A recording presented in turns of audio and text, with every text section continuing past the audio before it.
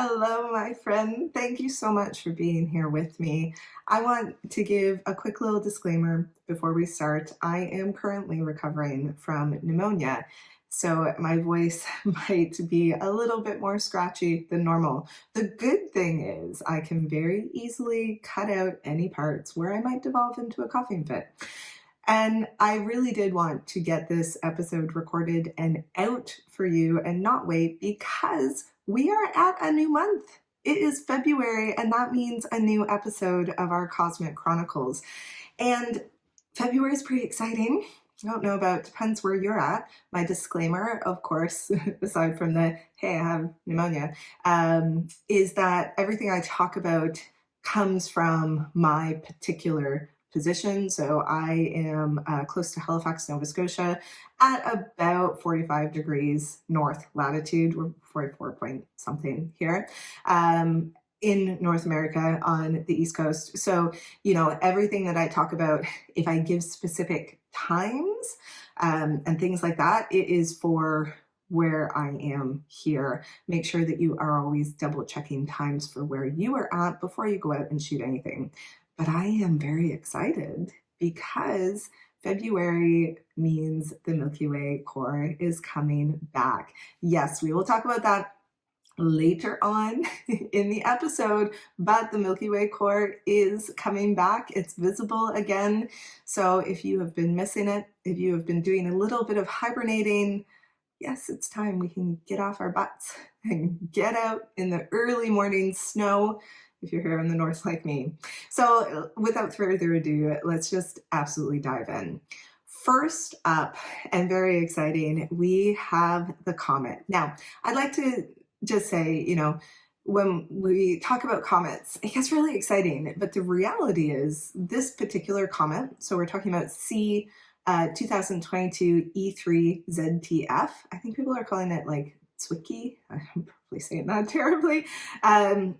This particular comet is not a crazy big or crazy bright comet, but it's still really, really cool, especially if you take the time to get out there with a longer focal length and a tracker, or you even do a wide field and you see it kind of this little greenish smudge in the sky. It's really cool. You will never photograph it again. It's like, 50,000 years, I believe, is when it will be back. So, once in a lifetime chance.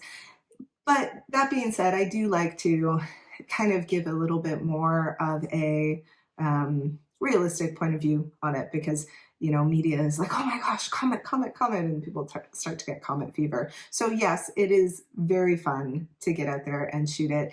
And the part of the reason why I wanted to do this recording, even without my voice being 100% back, is that on February 1st, so the day that this podcast drops, that is when the comet is going to come closest to the Earth. So it's going to be the brightest. February 1st, the comet is the brightest that it's going to be. If you are listening to this on the Wednesday when this podcast episode comes out on February 1st, and you have clear skies tonight, please get out and take a look for the comet tonight. Now, I have a couple screenshots, so if you're listening to this, you can go to the show notes page and see it. If you're checking this out on YouTube, you can see the screenshots. They'll come up right beside me. But basically, what you're going to see with the comet is when it is full dark, it is already up and in the sky. So at my latitude, it's up at about an elevation of 58 degrees. So it's pretty high up in the sky. And then it's going to get a little bit higher and then start to set again. If you are the type of person who's interested in doing comet plus landscape, you're not going to be able to do that with this comet with a longer focal length. So you'll see a screenshot that I have here in Planet Pro. And what that's showing you is that if you're looking for the comet as it's setting, well, basically when dark night ends, the comet is still pretty high up. So it's at an elevation angle of about 16 degrees. If you live somewhere that's got a bunch of mountains, you can probably get a shot of it setting. But if you're like me and you've got ocean, you're SOL, as they would say. So you're looking at photographing more like a 50 millimeter. lens, which will get the comet, but it won't get the comet looking very big or impressive. The other option, of course, is you can do something like a focal length blend where you take a longer focal length. So, you know, if I were shooting the comet, I would be using my 300mm lens. I don't have any longer lenses than that because I don't tend to do a lot of deep sky stuff, but a 500mm lens would be great. Or if you have a scope to use and you're shooting that on a more like on an astro camera, so you've got that crop factor as well, that would be great. But you could shoot the comet separately and then shoot the foreground and do like a focal length blend. That is another option. Or you can just get out there and try and just get a shot of it, or even see it with binoculars.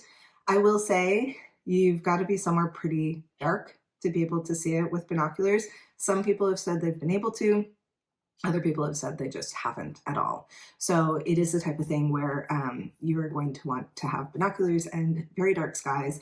And of course, one of the things, you know, a comet is more spread out, so it's more difficult to see than stars are. I was able to see it more using my averted vision when I used binoculars to look at it. So just another thing as well when it comes to actually, if you're just like, I just want to see it, it'd be cool to see. Ooh, it is pretty cool. Okay, so then that takes us to the next thing that's happening. So on February 5th, it's the full moon. Now, I like to give a little bit here in terms of like photographing the full moon. So on February 5th, if you look at the screenshot that I have, you can see that the moon is going to be rising up right when the sun is going down. Of course, that's what happens with the full moon. The moon is exactly opposite of the sun. So when the sun is setting, the moon is rising. Sun is setting in the west, moon is rising in the east. On the night of the full moon, you are going to get a foreground that's pretty well lit because you've got the sunset. So there's not really a huge dynamic range kind of mismatch. Every night after the full moon, what happens is the full moon is rising. Well, the moon, but it's not quite full. It's pretty darn close though. It's rising later and later, which means it's rising when it's more dark out. It becomes more difficult to get the full moon and to have detail in it and have detail in the foreground at the same time. So if you really want to get a shot where the landscape is really important and you want detail in the moon, doing that on the night of the full moon is a great time to do it. If, on the other hand, let's say you want to get a cool shot where the moon is rising up over buildings and you know that the buildings will be like lit up, it could be interesting to do that a day or two past full moon because you'll get a much darker scene and a much greater contrast between the moon and the object that it is rising up and behind. So just something to keep in consideration when you're looking at doing your full moon photos. I know here in Nova Scotia, we pretty much, and I mean, I've been paying attention now for as long as I've been doing astro work, so it's been a while. Around the full moon, we get at least one clear night. I don't know what it's like where you are, but it's at least, you know, I can count 2 days before or after the full moon, we get at least one night that's clear. So if I were someone who went out and did a lot of moon photography, I am not. If I was, there would always be something to shoot. And, you know, there's lots of ways that you can get out there and plan and get some really, really cool shots.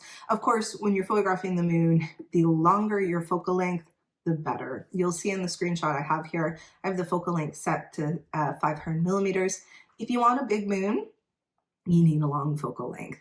Now, you can also do more wide angle and you can get moonlit landscapes, which is also super cool, but it just all depends on the actual image that you'd like to have. After full moon, well, we wait a little bit.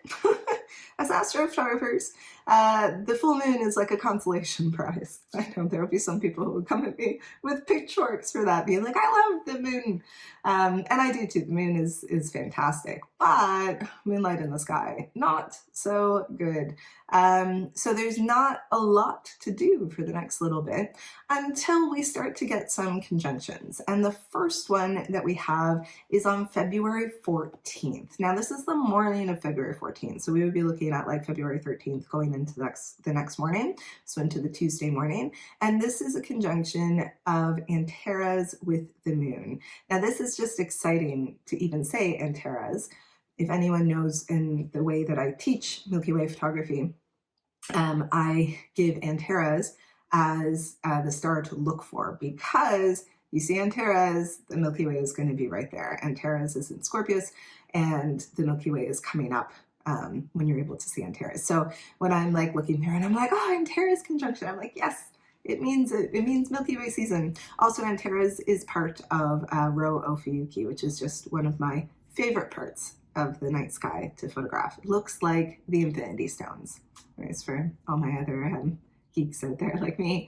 So we have a conjunction of Antares with the moon. If you take a look at the screenshot that I posted, you'll see that you can fit Antares rising up with the moon, and it's at about a 200 millimeter focal length, and you can get a little bit of the sky. It's rising up here just after 3 a.m. on that Tuesday, the 14th. So if you want to get a little Valentine's Day photo, that might just be the one. Now, the next evening, what you're going to get to see is a conjunction between Venus and Neptune. Now, I will say it's okay as well on the 14th and the 16th. So on the 15th, and this is the evening, so Wednesday evening, you're going to see them right after dark, and they're going to be starting to set fairly soon after full dark. Here in Nova Scotia, it's about 8 o'clock that they are setting, and they're very close to the horizon. So Venus and Neptune are going to be quite close together. You'll be able to use a very long lens. I have in the screenshot 300 millimeters, but you can use even longer. On the 14th and the 16th, you will be able to get Venus and Neptune close to each other as well, just not quite as close. And I particularly love Venus, the evening star. It's just always a very beautiful star to photograph. Of course, it's not a star, it's a planet. I know that. But it's always very stunning in the night sky. And, bonus points if you can photograph this somewhere, maybe where there's like reflections that will come into play, because that will just amplify the overall scene and make it that much nicer. Now, after this conjunction, on the 16th, Milky Way becomes visible. So February 16th, up until the end of the month, we have the Milky Way core. She is back. So here in Nova Scotia, we're looking at about 4:20 a.m. when the core is just rising up. Okay, hear me on this. If you live somewhere where you've got a lot of stuff like mountains or things like that in the way, you're going to need to either get up high, or you're probably not going to have the Milky Way visible. In Nova Scotia, early in the season, I go to places where I am either up high, so I'm at the top of a hill, so there's nothing in between me and the horizon, or I go to the ocean, because the Milky Way core is just rising up and just starting to become visible. So here it's at 4:20 a.m. on the 16th, and it's visible until we start to get sunlight interfering, and that happens at around 5:30 in the morning. Now, anyone who's local knows, on the nights when it's clear in February, it is also brutally cold. So make sure if you are somewhere in the north and you're out and you get clear night in February, it's probably gonna be cold. So put on your warm things, put on your fleecies, get your heated stuff out, and get out there. Bonus points if you can get out there after a fresh snow or with ice. I get a lot of comments from people who live more south, and they're like, oh, the Milky Way in snow is so cool. And I'm like, that's the key word, isn't it? Cool? By cool, do you mean freezing? But it really does. It's just such an awesome time to get back out there and to get images that you won't be getting in the dead of summer, that's for sure. The other thing too that I really like with the Milky Way core when it's starting to come up is it hugs the horizon where I am here at my latitude, and it is nicer to use like a longer focal length lens if you have, like, say, a tracker that you can use. Shooting the Milky Way just as it's coming up at 50 millimeters is really quite impressive. So I like to try and do that. So the Milky Way is visible. Now it's visible until the end of the month. So I have here on my notes, February 28th, it's visible at 4 a.m. until 5:17 a.m. So it's our light, we're starting to lose the night. I saw a thing on, well, social media, Facebook, wasn't it? Where they were saying just today or lately that we are through the 10 darkest nights. So the 10 weeks, sorry, of darkest nights. And they're saying it like it was a good thing. And I was like, oh, this means that our mornings, our sunrises are getting earlier and earlier and earlier. So actually, the earlier that you go out in February, you get to go out a little bit later. It's not a lot, but hey, 20-minute sleep is 20-minute sleep. So February 20th is our new moon, which tracks, since that's in between our 16th to 28th dates. As we move along, February 22nd, we are going to get a conjunction of the moon and Jupiter. Now, Venus is also very close and nearby. So we get to see the moon with Jupiter. And if you want to also get Venus in there, that's a screenshot that I have that I'm putting up. And you'll see that is shot at about 200 millimeter focal length. So it's on the 22nd, that's happening just after sunset. So the moon and Jupiter and Venus will be setting. Venus is setting pretty soon, right after sunset. If you just want to do the moon and Jupiter, which you could do at a much longer focal length, you could do that later on. It happens a little bit later. This is a very, very new moon. So it is a waxing crescent, and it's very, very tiny. So it can make for a really, really lovely shot. And there's less, the moon is not as hard to deal with when it's this small, when you're trying to compensate for the moon versus the planets as well. This type of, I find, image works out really, really well. So you can also do it the next night on the 23rd. I do have a screenshot of that too. It's just more wide angle. So if you are shooting on the next night, the moon is not quite as close to everything as it is the night before to Jupiter and Venus. So you have to use a bit more wide angle at about a 70 millimeter is what I would say for that. Now, next up, a couple nights later, we have on February 25th, the moon plus Uranus. And they are going to be a little bit more of a distant conjunction. You can photograph them together at 200 millimeters. But what would be really nice, you could also include the Pleiades. You could do that at about 100 millimeters. And you'll see that in my screenshot. You'll see this is just after about 11:30 p.m. on the 25th. You'll see that Uranus is setting, and then we've got the moon in the middle of the frame, and then the Pleiades up here at the top of the frame. So if you're shooting it in portrait at like 100 millimeters, that would be a pretty nice and pleasing composition to shoot. You can also do this the night before on the 24th. It's not, in terms of having the Pleiades in there, you won't. You'll see I have a screenshot there with the moon and Uranus. You can do it on the 24th as well. It's just, you'll see they're kind of like reversed in position. So that's an option as well. And then the last thing that I have for the month, on February 28th, we have a really close conjunction of Mars and the moon. So in the screenshot that I have of Planet Pro, you'll see I have it at 500 millimeters. The Mars and the moon are going to get real close, which can make for just a really, really lovely image, especially if you do this as a setting image. Now, to do that, you'll see the timing in my screenshot for here in Nova Scotia, of course. It's February 28th. It's that morning, but it's just after 2:30 in the morning. So, you gotta get up early for this one. But you can get the moon and Mars together very close and setting over a landscape. It could be really, really lovely. So that's February. That's February in a nutshell. And there's lots of things to shoot. Every month, we're going to have conjunctions of the moon and planets, depending on when it is. Sometimes there's some other things that are coming up and that we get to see. Sometimes there are conjunctions between planets and Messier objects. Different stars maybe also have a conjunction with the moon. This month, the start of the month is going to be pretty fun with the comet. I look forward to seeing pictures. I will not be getting out to get any. I will just say recovering from pneumonia does not lend itself well to being out all night in very cold temperatures.